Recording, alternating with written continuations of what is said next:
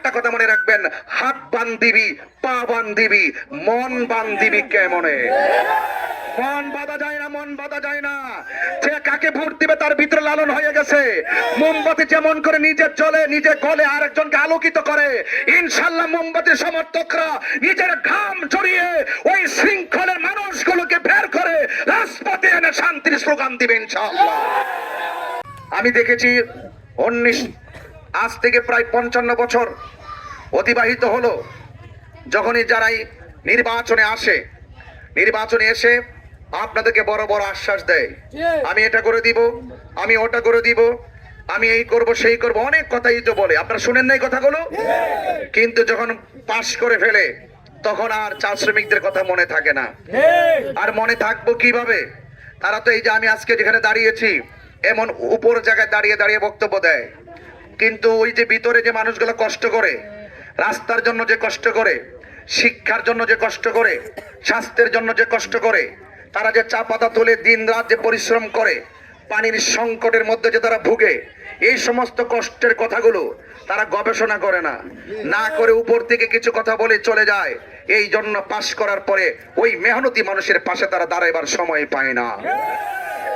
এই জন্য আমি আজকে সারাদিন 4 ঘন্টা মোটর সাইকেল দিয়ে দিয়ে বাগানের ভিতরে ঘুরেছি। আমি এমনও দিন গিয়েছে 8 ঘন্টা মোটর সাইকেল দিয়ে ঘুরেছি। একজন আমাকে প্রশ্ন করলো যে আপনি নির্বাচন করতে আসছেন, আপনি যেভাবে ঘুরতেছেন এইভাবে তো ঘুরলে আপনি অসুস্থ হয়ে পড়বেন। তখন আমি তাকে উত্তর দিয়েছি, আমি ইচ্ছে করলে বাগানের মানুষগুলোকে গাড়ি দিয়ে ভরে আমি একটি গুরুত্বপূর্ণ জায়গায় মাঠে নিয়ে বক্তব্য দিতে পারতাম। আমি একটি মাত্র কারণে এই মোটর সাইকেল দিয়ে রাস্তা অতিক্রম করে তাদের বাড়ি বাড়ি যাচ্ছি, তাদের কষ্ট দেখার জন্য। রাজনীতি তাদের জন্য যারা মানবতার জন্য কথা বলে, রাজনীতি তাদের জন্য যারা মেহনতি মানুষের পক্ষে কথা বলে, রাজনীতি তাদের জন্য যারা মানুষের কষ্ট ক্লেশ দূর করে মেহনতি মানুষের পাশে থেকে মেহনতি মানুষের মুখে হাসি ফোটায়। এই জন্য আমি মানবতার রাজনীতি করতে এসেছি। আমি আপনাকে ভুয়া কিংবা মিথ্যা আশ্বাস দিব না, মিথ্যা আশ্বাস দিয়ে আপনাকে প্রতারিত করব না। কারণ বিগত দিন থেকে এই পর্যন্ত যতগুলো মানুষ নির্বাচিত হয়েছেন তারা বারবার চা শ্রমিকদেরকে আশ্বাস দিয়েছেন। আশ্বাস দেওয়া মানুষগুলোর কাছে বারবার চা শ্রমিকরা বিশ্বাস হারিয়েছে। আমি আপনাদের কাছে বড় লেকচার দিব না, বড় আশ্বাস দিব না, তবে এতটুকু বলে দিয়ে যাই, আমি যতটা সমস্যা ফাইন্ড আউট করেছি, যতটা সমস্যা আপনাদের সামনে তুলে ধরেছি, আপনাদের প্রত্যেকটা সমস্যা দূর করাই হলো আমার প্রতিশ্রুতি। এবং আপনাদের সংকট, আপনাদের দুর্যোগ, আপনাদের ন্যায্য পাওনা যা কিছু আছে সেইগুলো রাষ্ট্রের পক্ষ থেকে যদি মহান মনিব আমাকে কবুল করে, অপার কৃপা হলে আমি যদি আপনাদের প্রতিনিধিত্ব করার সুযোগ পাই, আমার কাছে আপনারা চাইতে হবে না। আমি আপনাদের সকল সমস্যাগুলো নোট করেছি। আজকে যখন আমি এক জায়গায় গিয়েছি, আমি কিন্তু কাগজ কিন্তু নোট করে করে নিয়ে আসি। এই কাগজ নোট করে এসে আমি কিন্তু এটা গাড়ির ভিতরে রাখি, আমি ফাইলবদ্ধ করি।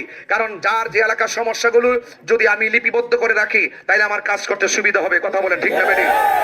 আর এমনি লেকচার দেওয়া যায়, এই লেকচারে কিন্তু সব সমস্যার সমাধান হয় না। এই যে দেখেন আমি কিন্তু আরেকটা আজকে কিন্তু একটু আগে আরেকটা বাগানে গিয়ে আসছি। এটা হলো পুরান হাতিমারা চা বাগান। পুরান হাতিমারা চা বাগানে গিয়েছি। তারা শিব মন্দির, দুর্গা মন্দির, কৃষ্ণ মন্দির, সুতাপাড়া হাসপাতাল থেকে হাতিমারা রাস্তা পর্যন্ত তারা আমার কাছে আবেদন করেছেন। এইভাবে আমি প্রত্যেকটা ফাইন্ড আউট করে করে আমি ফাইলে রাখতেছি। কেন রাখতেছি? আমি দেখিয়ে দিতে চাই, মানুষের পক্ষে কথা বলে মানুষের উন্নয়নে কাজ করতে গেলে টাকার চাইতে বড় একটা মনের প্রয়োজন হয়। কথা বলে ঠিক না? আপনার যদি মন না থাকে, আপনার যদি মানুষের প্রতি দরদ না থাকে, আপনার যদি মানুষের প্রতি ভালোবাসা না থাকে, তাহলে আপনি অনেক সময় দেখবেন আপনি যত ক্ষমতায় যান না কেন, আপনি যতই দায়িত্ব পান না কেন, আপনার সুন্দর মন না থাকলে আপনি মানুষের পাশে দাঁড়াতে পারবেন না। এই জন্য আমি আপনাদেরকে দায়িত্বহীন ভাষায় বলতে চাই, আপনাদের দায়িত্বশীল লোক এখানে আমার দাদা আছেন, খুব মহব্বতের মানুষ, এবং আমাদের মেম্বারও আছেন, আমার বোন আছেন, এবং আরো অনেক দিদিরা মাসিরা তারা কিন্তু দাঁড়িয়ে আমার কথা কিন্তু শুনছেন। অনেক দাদা ভাইরা আসছেন। আমি সকলকে বলছি, এখানে ম্যাক্সিমাম সনাতন ধর্মের অনেকগুলো লোক কিন্তু কথা শুনছেন।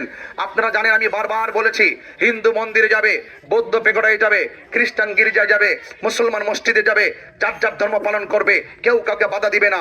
রাজনীতি হবে মানবতার। যেই রাজনীতি মানুষকে পেশি শক্তির কাছে পেশি শক্তি দিয়ে যদি মানুষের কণ্ঠকে রুদ্ধ করা হয়, বেশি শক্তি দিয়ে যদি মানুষের কণ্ঠকে রুদ্ধ করা হয়, মনে রাখবেন আপনি আপনাকে যারা ভয় পায়, মনে রাখবেন আপনি এখনো ভালো রাজনীতিবিদ হতে পারেন নাই।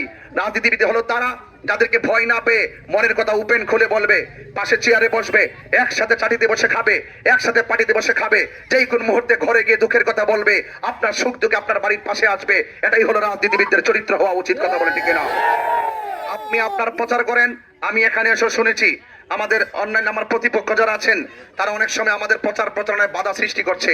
অনেক সময় আপনাদেরকে জিম্মি করে রাখা হয়েছে, আপনাদের কণ্ঠকে বারবার রুদ্ধ করা হয়েছে, আপনার কণ্ঠকে স্তব্ধ করা হয়েছে, আপনাকে সবসময় তাদের গোলাম বানানোর চেষ্টা করা হয়েছে, আপনাদেরকে সবসময় তাদের দাসত্ব করে বানানোর চেষ্টা করা হয়েছে। আমি পরিষ্কার ভাষায় বলতে চাই, আপনারা ভয় পাবেন না। আমরা গোলামির জিঞ্জির ভেঙ্গে দিয়ে আজাদ হয়ে, আমরা দাসত্বের শৃঙ্খল ভেঙ্গে দিয়ে আমরা একটি শান্তির নিকেতন বানিয়ে এই দেশের অধিকার হারা মানুষগুলো একসঙ্গে কণ্ঠ দিয়ে একসাথে বলবো, তুমি বাংলাদেশী, আমিও বাংলাদেশী, আমার অধিকার আছে, তোমার অধিকার আছে। ঠিক কিনা বলেন?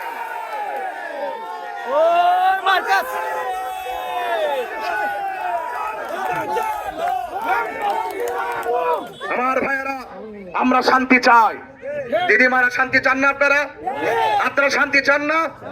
আপনাদেরকে প্রতিদিন আমি খাবার এনে দিব, আপনারা চান না? যে ঘরে ঘরে আইনা খাবার দিবে, এটা আপনারা চান না? আমি অনেকের সাথে আলোচনা করেছি, একটা কথাই বলে, আমরা শান্তি চাই, আমরা নিরাপদ চাই, আমরা রাস্তাটা একটু ভালো করে দিতে চাই, আমরা একটু উপাসনা করবো, আমাদের একটু মোটিভেট করে দেওয়া চাই। আপনারা শুধু এটাই তো চান, আর কি চান? আর কিছু চান না আপনারা।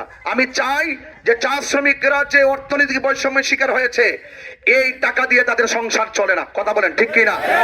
এই টাকা দিয়ে কি সংসার চলে? এই টাকা দিয়ে সংসার চলে না। এদের চা শ্রমিকদের মধ্যে অনেক শিক্ষিত আছে, তাদের জন্য কর্মসংস্থানের ব্যবস্থা করতে হবে। একটা শিক্ষা প্রতিষ্ঠান থাকলে একটা ছেলে যদি ঘুরে দাঁড়িয়ে যায়, আপনার সংসারের ভাবমূর্তি পরিবর্তন হয়ে যাবে। একটা ছেলে যদি কর্মসংস্থান খুঁজে পায়, শিক্ষিত হয়ে যায়, তো শিক্ষিত হতে গেলে এলাকায় শিক্ষা প্রতিষ্ঠান লাগবে না?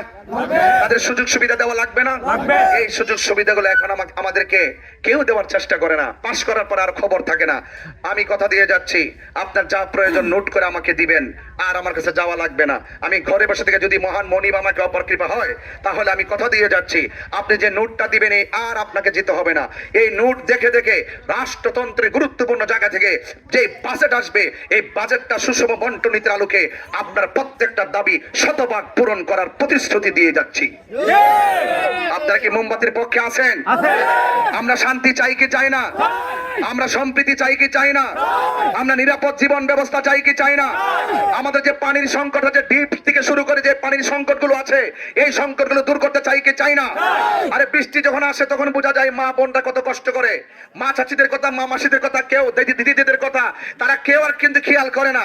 যারা যে চা পাতা তুলে তাদেরকে জিজ্ঞেস করেন বৃষ্টি যখন আসে তখন কেমন লাগে, একটা রেইনকোটের কথা মনে হয়, এই রেইনকোটের কথা তারা কেউ চিন্তা করে না। আমি কথা দিয়ে যাচ্ছি আপনাদের প্রত্যেকের যে চাহিদা আছে, মা বোনদের রেইনকোট থেকে শুরু করে বুট সহকারে আমি প্রত্যেকটা জিনিস অত্যন্ত দৃঢ়তার সাথে আপনার হাতে তুলে দিব ইনশাআল্লাহ। সবাই আমার জন্য দোয়া করবেন। আমি আপনাদের আশীর্বাদ করলাম, আমাদের আশীর্বাদ করবেন। সবাই ভালো থাকবেন। সকল ব্যবসায়ীদের অনেক ব্যবসায় বিঘ্ন ঘটিয়েছি, এই জন্য আপনারা ক্ষমা সুন্দর দৃষ্টিতে দেখবেন। আমাদের পথসভায় আজকে যারা উপস্থিত হয়েছেন, আপনাদেরকে বিদায় বেলায় কথা বলে দিয়ে বেরোবো। কেউ যদি কোনো হুমকি দেয়, আপনারা কি ভয় পাবেন? কেউ হুমকি দিলে ভয় পাবেন? ভোট আমার ইমানে আমানত, ঠিক না বেঠে? এটা আপনি যাকে খুশি তাকে দিবেন, তবে সত্যের পক্ষে দিবেন ইনশাআল্লাহ, ঠিক কিনা বলেন? এই জন্য কেউ যদি কোনো হুমকি টুমকি দেয়, ভয় পাবেন না, আমি আপনাদের সাথে আছি। আপনারা আমাকে বলবেন, আমি আপনাদের সাথে আছি। আপনাদের সাথে, আপনাদের সুখে দুঃখে সব সময় আমি আপনাদের পাশে থাকবো। একটা কথা মনে রাখবেন,